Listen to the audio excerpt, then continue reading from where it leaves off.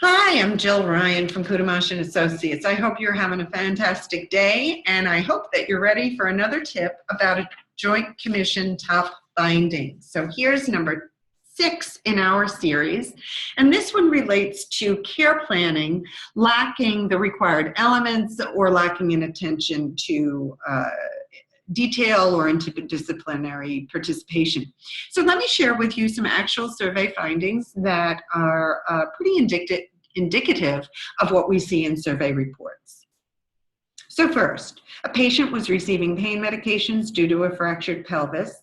They had received 2 units of blood and had orders for Ensure Plus 3 times a day due to nutrition issues.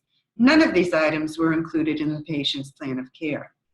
Another, patient recovering from a valve replacement, undergoing incentive spirometry treatment.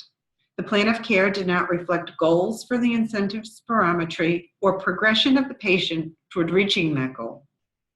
And finally, another example.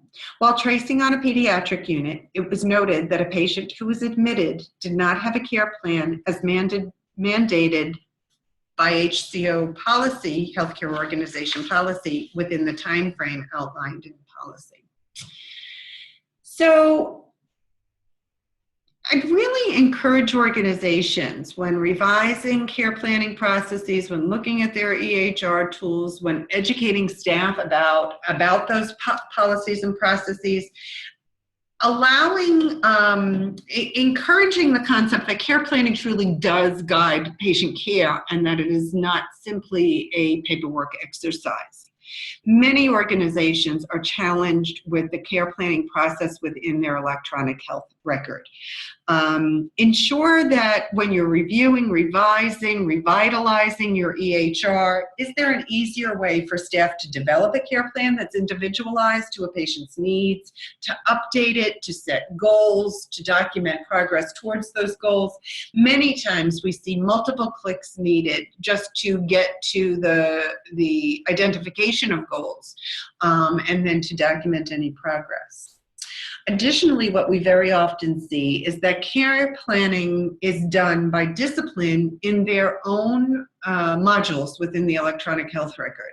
And that's okay as long as those modules can be viewed by one another's disciplines, can speak to each other, and that staff can speak to the process of care planning as an active participative process. And very often that happens through, again, that rounding process. So how do we integrate the care planning component into patient rounds and then capture that in terms of documentation? Use the patient's assessment to individualize that care plan. Consider language and learning barriers, functional limitations that might impact the patient's ability to participate in their plan, to participate in their goals, to achieve their goals. This is truly a challenging issue. It's been around for ages, and we're looking forward to hearing from you any best practices in processes that you have been able to effectuate in your organization around care, the very important process of care planning.